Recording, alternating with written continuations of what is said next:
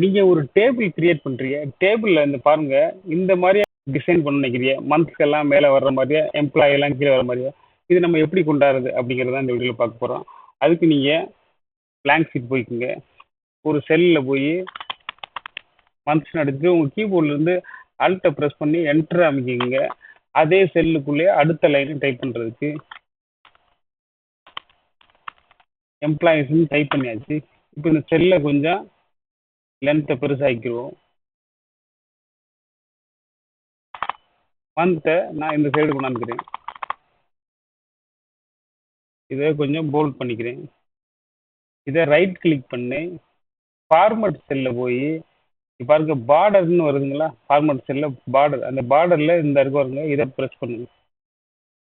இதை ப்ரெஸ் பண்ணி ஓகே கொடுத்தீங்கன்னா உங்களுக்கு இந்த மாதிரி வந்துடும் ரிசல்ட்டு. இதுக்கு நீங்க